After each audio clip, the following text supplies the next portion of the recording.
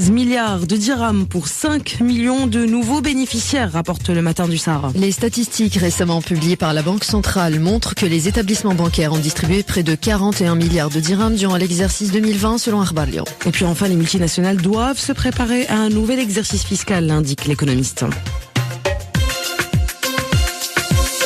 Et nous parlons de retraite pour commencer. 16 milliards de dirhams pour 5 millions de nouveaux bénéficiaires, rapporte le Matin du Sahara. L'élargissement de la base des bénéficiaires des régimes de retraite va couvrir les personnes exerçant un emploi et ne bénéficiant d'aucune retraite, et ce à travers la mise en œuvre totale du régime de retraite relatif aux professionnels et travailleurs indépendants et aux non-salariés exerçant une activité privée pour couvrir toutes les personnes concernées. Cette opération, qui cible 5 millions de nouveaux bénéficiaires, va coûter 16 milliards de dirhams donc par an, selon le ministre de l'économie, des Finances et de la réforme de l'administration, rapporte le Matin du Sahara. Avec cette grande réforme qui atteindra ses objectifs en 2025, écrit le quotidien, le Maroc avait entamé en 2016 une première réforme des régimes de retraite en vue de renforcer la résilience des opérateurs du secteur et de garantir leur pérennité.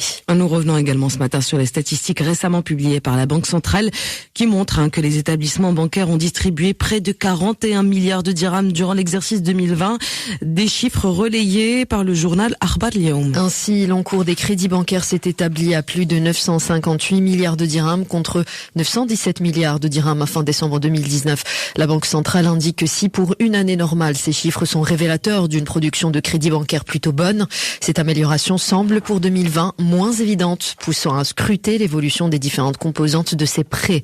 Banque Maghreb précise que la hausse des crédits bancaires en 2020 s'explique principalement par des prêts garantis par l'État et déployés en faveur des établissements et des entreprises. Et pour finir, Sarah, les multinationales doivent se préparer à un nouvel exercice fiscal, indique l'économiste. En effet, pour avoir adhéré depuis le 1er mars 2019 au cadre inclusif concernant les projets BEPS, les projets sur l'érosion de la base d'imposition et le transfert de bénéfices, le Maroc a institué l'obligation de déclaration de la répartition mondiale des bénéfices.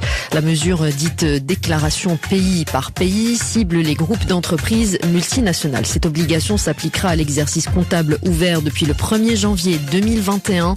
Le Royaume s'est engagé à mettre en œuvre la norme minimale de l'action 13 du projet via la ratification de la convention d'assistance administrative mutuelle dans le domaine de la fiscalité et la signature de l'accord multilatéral entre juridictions.